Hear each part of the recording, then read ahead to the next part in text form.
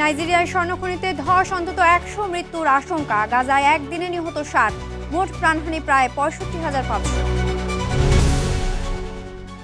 জাতিসংঘে নেতানিয়াহুর ভাষণ বয়কট, শতাধিক কূটনীতিকের ওয়াকআউট। গাজায় গণহত্যা বন্ধে নিউ ইয়র্কে বিক্ষোভ। আই লাভ মোহাম্মদ স্লোগানে উত্তাল ভারতের উত্তরপ্রদেশ। এ ঘটনায় স্থানীয় আলেম ও ইত্তেহাদে মিল্লাত কাউন্সিলের প্রধান আটক। এবং লন্ডনে সাইবার হামলা চালিয়ে ১৮টি নার্সারি স্কুলের ৮,০০০-এর বেশি শিশুর ব্যক্তিগত তথ্য চুরি।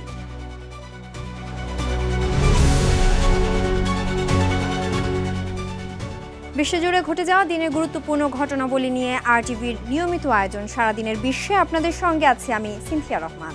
নাইজেরিয়ার একটি স্বর্ণখনিতে ধস নেমেছে। এতে ওই খনির ভেতর অবস্থানকারী শ্রমিকদের মধ্যে অন্তত ১০০ জন নিহত হয়েছেন বলে আশঙ্কা করা হচ্ছে।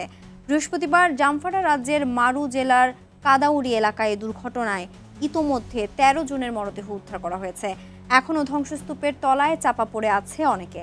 তথ্যটি নিশ্চিত করেছে আন্তর্জাতিক সংবাদ মাধ্যম রয়টার্স। এদিকে ধসের পর আটকে পড়া শ্রমিকদের উদ্ধারে ফায়ার সার্ভিসের উদ্ধারকারী বাহিনী এবং স্থানীয় লোকজন এগিয়ে আসে।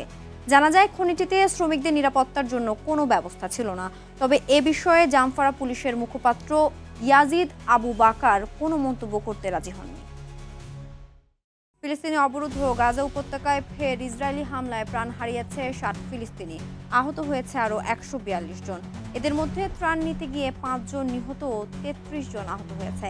এ নিয়ে প্রায় ২ বছরে ইসরায়েলি অভিযানে গাজায় মোট নিহতের সংখ্যা ৬৫,৫৪৯ জন এবং আহতের সংখ্যা পৌঁছালো ১,৬৭,৫১৮ জনে।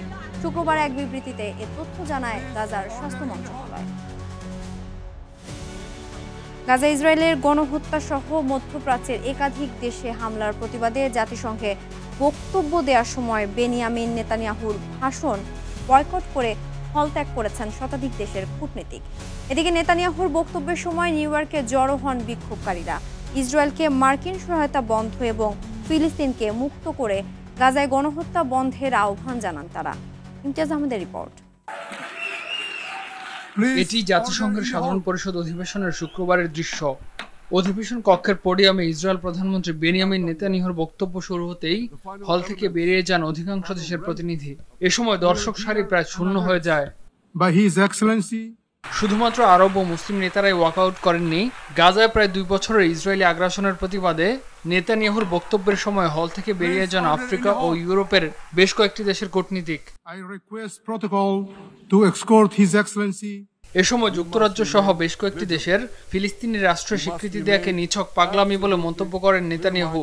এছাড়া ইরানের সঙ্গে ১২ দিনের যুদ্ধে ইসরায়েলের পাশে থাকা ও পরমাণু অস্ত্র তৈরির ক্ষেত্রে ইরানকে দমিয়ে রাখতে সাহায্যের জন্য যুক্তরাষ্ট্রের প্রেসিডেন্ট ডোনাল্ড ট্রাম্পকে ধন্যবাদ দেন নেতানিয়াহু।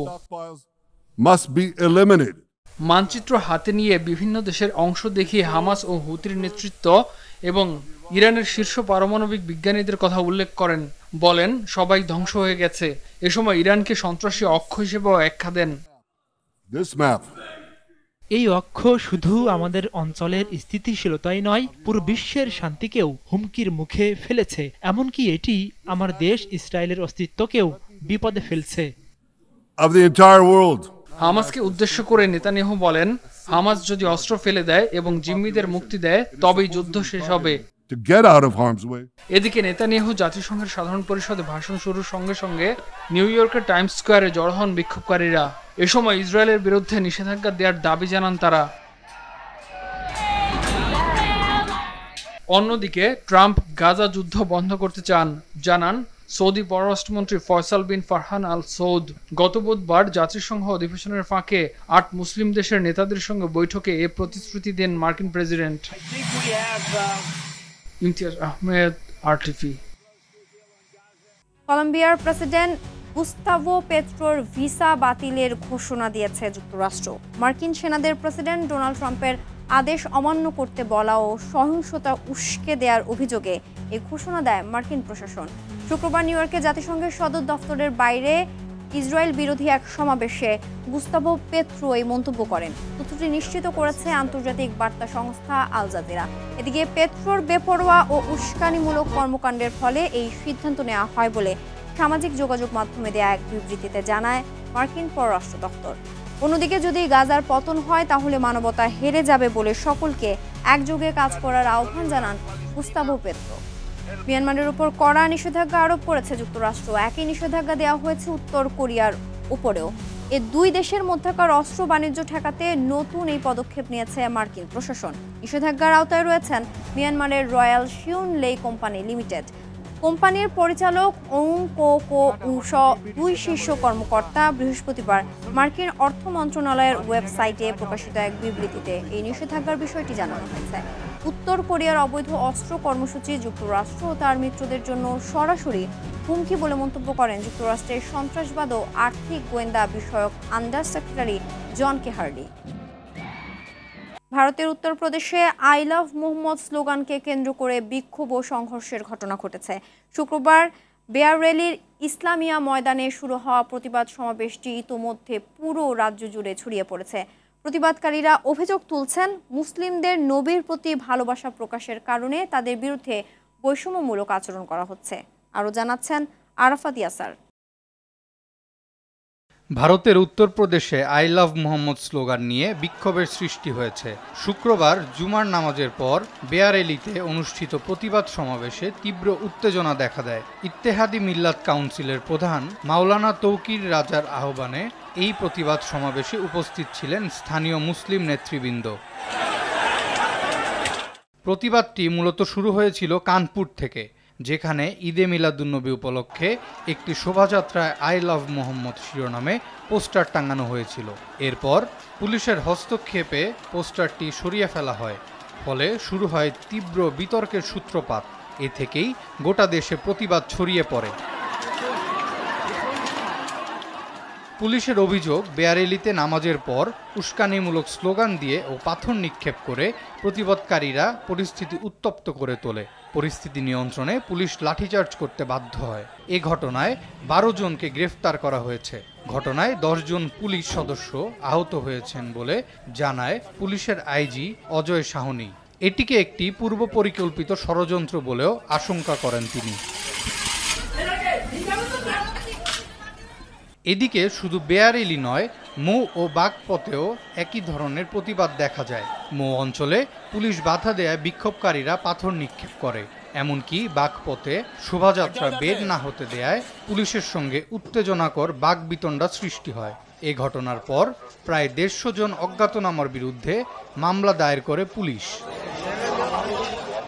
এর প্রেক্ষিতে রাজনৈতিক প্রতিক্রিয়া ও পুলিশের লাঠিচার্জের বিষয়ে তীব্র ক্ষোভ প্রকাশ করেন সমাজবাদী পার্টির প্রধান অখিলেশ যাদব। তিনি বলেন, সরকার পরিচালিত হয় সম্প্রীতি ও সদিচ্ছার মাধ্যমে, লাঠিচার্জ দিয়ে নয়। এছাড়া অল ইন্ডিয়া মজলিস ইত্তেহাদুল মুসলিমিন নেতা Asaduddin Owaisi I love you বলা গেলে আই লাভ মোহাম্মদ নিয়ে প্রতিক্রিয়ার বিষয়টি প্রশ্নবিদ্ধ করেন। এদিকে এ প্রতিবাদ ভারতের বিভিন্ন অংশে ছড়িয়ে পড়েছে। মুম্বাই ও গান্ধীনগর সহ উত্তরপ্রদেশের অন্যান্য শহরেও পাল্টাপাল্টি সংঘর্ষের খবর পাওয়া গেছে। ভারতে উত্তপ্ত পরিস্থিতির মধ্যে আই লাভ মোহাম্মদ স্লোগানের প্রতি সমর্থন জানিয়ে মুসলিম সমাজ নবীর প্রতি ভালোবাসা প্রকাশের অধিকার দাবি করেছে। তবে বিষয়টি এখন ধর্মীয় থেকে রাজনৈতিক আলোচনায় পরিণত হচ্ছে কিনা তা নিয়ে প্রশ্ন থেকে যায়। আরাফাত ইয়াসার, RTV। মালয়েশিয়ায় বাংলাদেশি সহ মোট 196 বিদেশিকে আটক করা হয়েছে। শুক্রবার রাতে কুয়ালালামপুরের চৌকিট এলাকায় পাকিস্তানি খাবারের রেস্তোরাঁ ও আশেপাশের ব্যবসায়িক স্থাপনাগুলোয় অভিযান চালায় দেশটির ইমিগ্রেশন বিভাগ। অভিযানে ইমিগ্রেশনের পাশাপাশি DBKL, KPDN ও রয়্যাল মালয়েশিয়ান পুলিশও অংশ নেয়। এ সময় বৈধ কাগজপত্র দেখাতে ব্যর্থ হওয়ায় আটক করা হয় প্রবাসীদের। আটকদের মধ্যে বাংলাদেশি নাগরিক সহ ছিলেন Pakistan, Indonesia, Bharat, Jordan, Nepal, Philippines ও শ্রীলঙ্কার নাগরিকরা। এছাড়া আইন ভঙ্গের দায়ে আসবাবপত্র জব্দ এবং কয়েকটি ব্যবসা প্রতিষ্ঠানকে জরিমানাও করা হয়।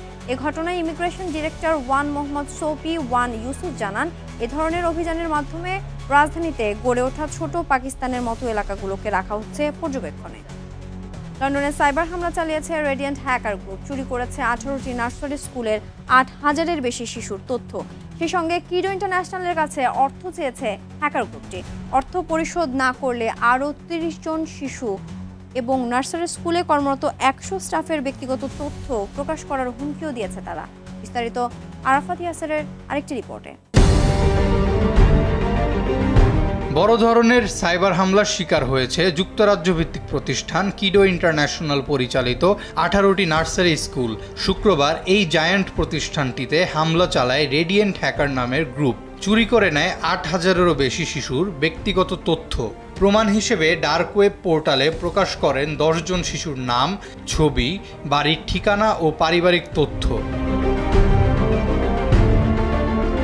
পরবর্তীতে কিডো ইন্টারন্যাশনালের কাছে অর্থ দাবি করে হ্যাকাররা। বিবৃতিতে রেডিয়েন্ট গ্রুপ জানায়, অর্থ না দিলে আরও 30 জন শিশু ও নার্সারি স্কুলগুলোতে কর্মরত শতাধিক মানুষের ব্যক্তিগত তথ্য প্রকাশ করবে তারা। তবে দাবি করা অর্থের পরিমাণ স্পষ্ট করেনি তারা।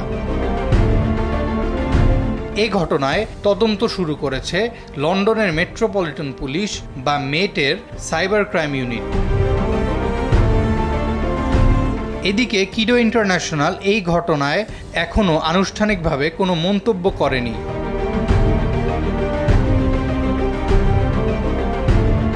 অন্যদিকে শিশু সংক্রান্ত এ ধরনের তথ্য চুরিকে ব্যাপক উদ্বেগের কারণ হিসেবে দেখছেন নিরাপদ বিশেষজ্ঞরা। সেই সাথে আশঙ্কা করছেন অর্থের সম্ভাবনা দেখলেই যে কাউকে টার্গেট করতে পারে সাইবার অপরাধীরা। আরাফাত ইয়াসার, RTV। আর এরই সাথে শেষ করছি সারাদিনের বিশ্ব। RTVর সাথে সংযুক্ত থাকুন, মতামত জানান RTVর সামাজিক যোগাযোগ মাধ্যম।